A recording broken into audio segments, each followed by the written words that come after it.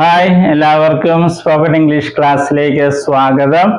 നമ്മൾ കണ്ടുകൊണ്ടിരിക്കുന്നത് മലയാളത്തില് ഞാൻ എഴുതി, ഞങ്ങൾ എഴുതി, ഞങ്ങൾ ഉറങ്ങി, ഇതൊക്കെ ഇംഗ്ലീഷിൽ എങ്ങനെ പറയും. ഇംഗ്ലീഷിലാണ് അതിന് സിമ്പിൾ പാസ്റ്റ് ടെൻസ് എന്ന് പറയുന്നത്.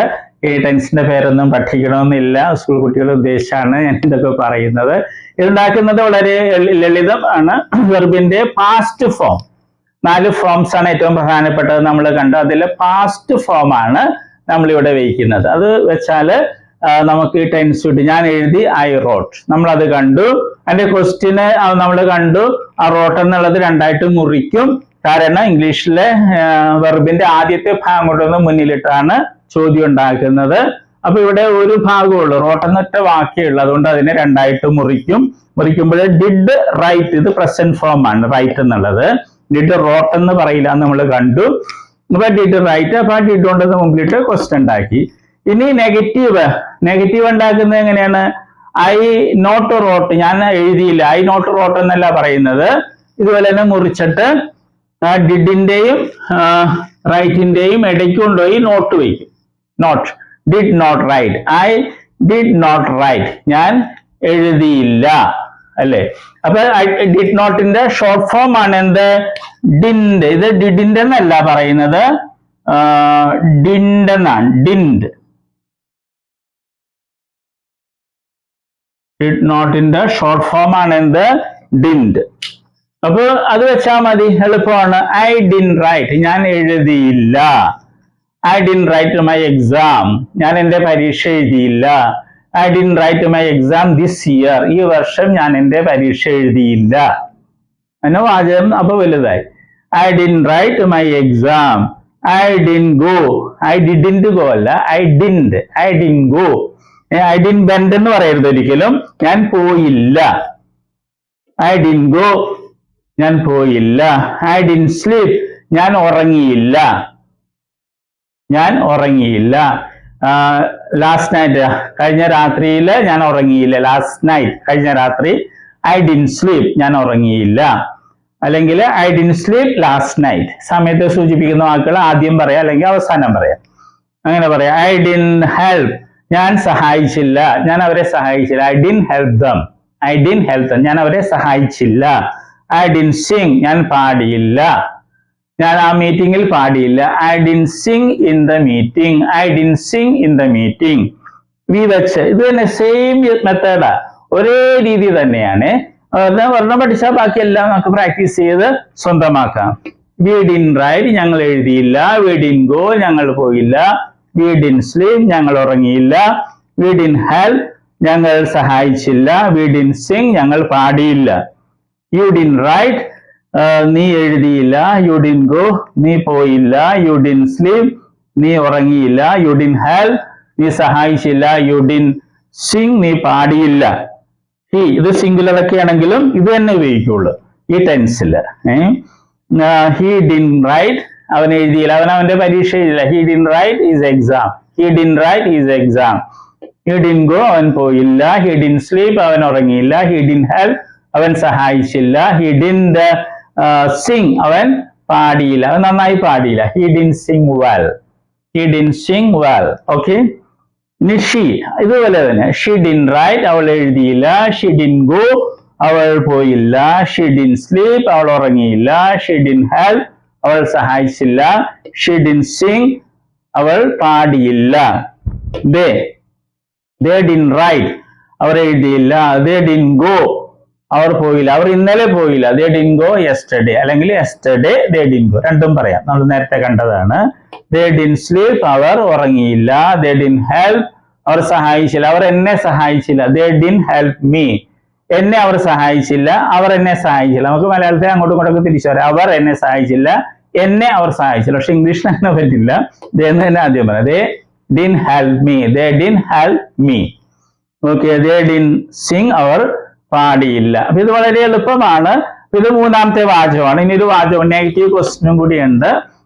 അപ്പോ ഈ ഫോം, പാസ്റ്റ് ഫോം ഈ ടെൻസിൽ മാത്രമേ ഇംഗ്ലീഷിൽ ഉപയോഗിക്കുള്ളൂ. ഇനി ഈ പാസ്റ്റ് ഫോം ഒരു സ്ഥലത്ത് ഇംഗ്ലീഷിൽ ഉപയോഗിക്കില്ല, ഈ ഒരു സ്ഥലത്ത് മാത്രമേ ഇത് ഉപയോഗിക്കുള്ളൂ. അതുപോലെ പ്രസന്റ് ഫോം നമ്മൾ കണ്ടതാണ്. ആ പ്രസന്റ് ടെൻസ് സിമ്പിൾ പ്രസന്റ് ടെൻസിൽ മാത്രം പ്രസന്റ് ഫോം ഉപയോഗിക്കുള്ളൂ. പിന്നെ ഒരിടത്തും ഈ പ്രസന്റ് ഫോം ഉപയോഗിക്കില്ല. ഇങ്ങനെ മുറിക്കണതൊക്കെ ഇവിടെ മാത്രം വരുള്ളൂ, ഓരോ സ്ഥലത്തും വരത്തില്ല. ഈ രണ്ട് ടെൻസിൽ ഇങ്ങനെ മുറിക്കേണ്ടി വരുള്ളൂ. ഓക്കെ, അപ്പൊ ഇത് പ്രാക്ടീസ് ചെയ്യുക. എപ്പോഴും പറയുന്ന പോലെ ഒരാളെ കൂട്ടി കിട്ടിയിട്ട് അയാളോടൊപ്പം ഇരുന്ന് ഒരാൾ മലയാളം പറയുന്നു, മറ്റാൾ ഇംഗ്ലീഷ് പറഞ്ഞ് ഇതുപോലെ വാചകങ്ങൾ, അർത്ഥമുള്ള വാചകങ്ങൾ ഉണ്ടാക്കുക. പിന്നെ വലുതാക്കാനൊക്കെ പറ്റും. I didn't go to visit my parents. എൻ്റെ പാരൻസിനെ സന്ദർശിക്കുവാൻ ഞാൻ പോയില്ല. I didn't go to visit my parents. അതുപോലെ ഏത് വേണമെങ്കിലും പറയാം. I didn't go to buy mangoes. മാങ്ങ വാങ്ങിക്കാൻ ഞാൻ പോയില്ല. I didn't go to buy, വാങ്ങിക്കുവാൻ അല്ലേ, നമ്മൾ നേരത്തെ കണ്ടാണ്. I didn't go to buy mangoes. ഞാൻ മാങ്ങ വാങ്ങിക്കാൻ പോയില്ല. ഒരു വലിയ വാചകങ്ങളൊക്കെ ഉണ്ടാക്കുക. ഇനി വെർബിന്റെ ലിസ്റ്റ് ഉണ്ട്, അത് പ്രാക്ടീസ് ചെയ്ത് പഠിക്കുക. നമുക്ക് 16 ലിസ്റ്റ് അതിങ്ങനെ ആവർത്തിച്ച് വന്നുകൊണ്ടിരിക്കും, വായിച്ച് പഠിക്കുക. അത് ആവശ്യമാണ് കേട്ടോ. All the best. നമ്മൾ വെർബുകളാണ് കാണുന്നത്. വെർബ്സ് എന്ന് പറയുന്നത് ക്രിയകൾ അല്ലെ, വരിക, പോവുക എന്നൊക്കെ പറയുന്നതാണ് വെർബ് അല്ലെ ക്രിയകള്. അപ്പൊ വെർബിന് അല്ലെ ക്രിയക്ക് ധാരാളം രൂപങ്ങളുണ്ട്.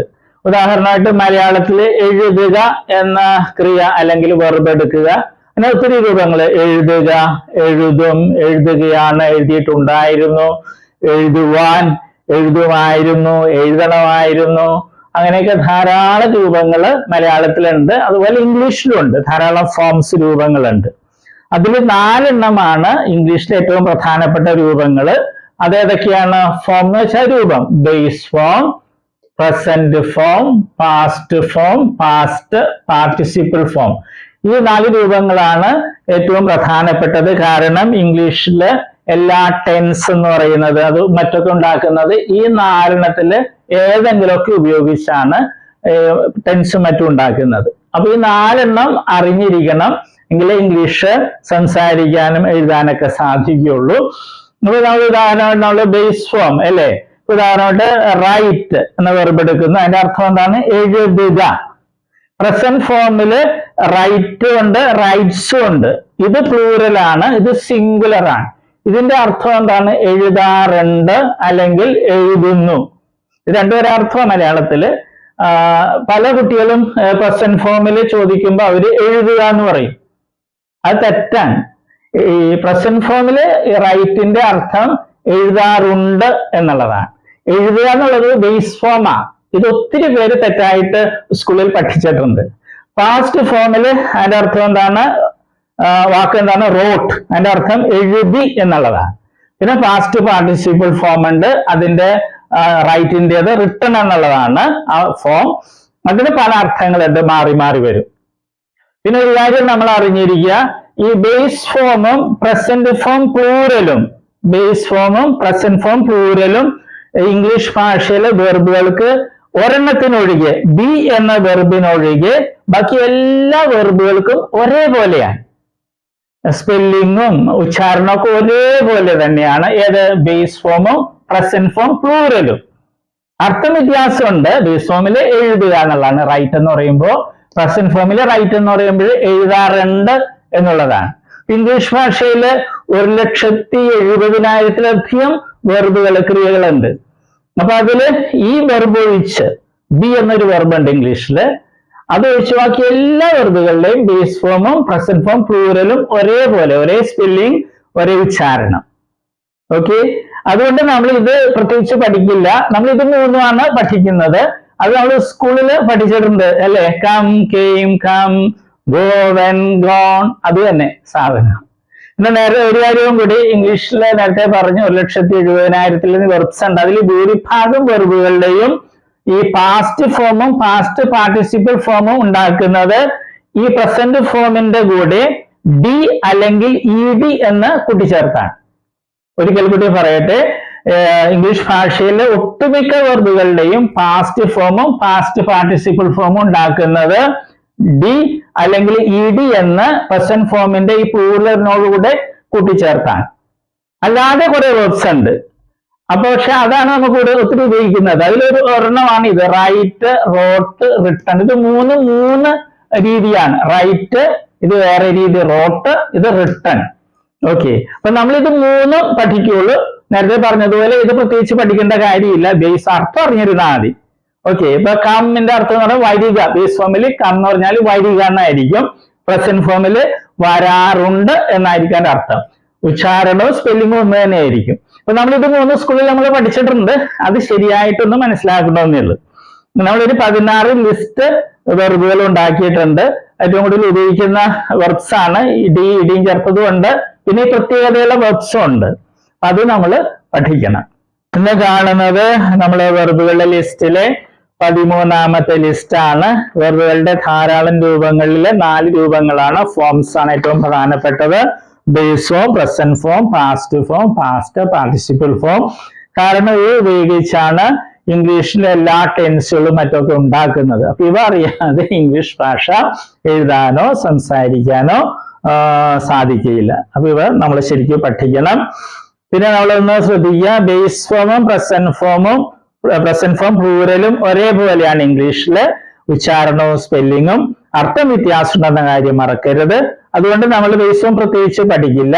നമ്മൾ പ്രസന്റ് ഫോമും പാസ്റ്റ് ഫോമും പാസ്റ്റ് പാർട്ടിസിപ്പിൾ ഫോമുമാണ് പഠിക്കുക. അപ്പൊ നമുക്ക് തുടങ്ങാം. verb, bore, born, beat, bet, beaten. ശ്രദ്ധിക്കണം, പാസ്റ്റ് ഫോമിന്റെ സ്പെല്ലിങ്ങും പ്രസന്റ് ഫോമിന്റെ സ്പെല്ലിങ്ങും ഒരേപോലെയാണ്. ഉച്ചാരണം വ്യത്യാസമുണ്ട്. ബീറ്റ്, ബെറ്റ്, ബീറ്റൺ ആണ്. Bite, bit, bitten. Break, broke, broken. Choose, chose, chosen. Drive, drove, driven. Eat, ate, eaten. ഇവിടെ പ്രത്യേകതയുണ്ട് ഈ വെർബുകളുടെ. ഇത് മൂന്ന് രീതിയിലാണ്. പ്രസന്റ് ഫോമും പാസ്റ്റ് ഫോമും പാസ്റ്റ് പാർട്ടിസിപ്പിൾ ഫോമും വെവ്വേറെ രീതിയിലാണ്. പ്രത്യേകം ശ്രദ്ധിക്കുക. ഇനിയുള്ള വെർബുകളിൽ നമ്മൾ പ്രസന്റ് ഫോം പ്ലൂറലിന്റെ കൂടെ ED എന്നോ D എന്നോ ചേർത്താണ് പാസ്റ്റ് ഫോമും പാസ്റ്റ് പാർട്ടിസിപ്പിൾ ഫോമും ഉണ്ടാക്കുന്നത്. തുടങ്ങാം. Disagree, disagreed, disagreed. Drown, drowned, drowned. Fry, fried, fried. harm, harmed, harmed. Excite, excited, excited. Force, forced, forced. Hug, hugged, hugged. Hope, hoped, hoped. Hum, hummed, hummed. Instruct, instructed, instructed. Interfere, interfered, interfered. Invent, invented, invented. Irritate, irritated. Entertain, entertained, entertained. Jog, jogged, jogged. Heat, heated, heated. Join, joined, joined. Last, lasted, lasted. Preserve, preserved, preserved. Prevent, prevented, prevented. Produce, produced, produced. Promise, promised, promised. ഓർക്കുക, ഈ വെർബുകള് ഇംഗ്ലീഷിൽ ഉപയോഗിക്കുന്ന ഏറ്റവും കൂടുതൽ ഉപയോഗിക്കുന്ന വെർബുകളുടെ ലിസ്റ്റിൽ പെട്ടതാണ്. ഇവയുടെ ഉച്ചാരണം പഠിക്കണം, അർത്ഥവും പഠിക്കണം. നന്നായിട്ട് ഇംഗ്ലീഷ് സംസാരിക്കാൻ സഹായിക്കും. പിന്നെ പ്രത്യേകം ശ്രദ്ധിക്കാനുള്ളത്, ചില വെർബുകളിലേക്ക് സിംഗുലർ ആകുമ്പോൾ ചില സ്പെല്ലിങ്ങിലൊക്കെ വ്യത്യാസം ഉണ്ടാവും. അപ്പൊ അത് എഴുതാൻ കറക്റ്റായിട്ട് എഴുതാൻ സഹായിക്കും. അപ്പൊ ഈ വെർബുകളൊക്കെ നന്നായിട്ടൊക്കെ പഠിക്കാം. Okay, all the best.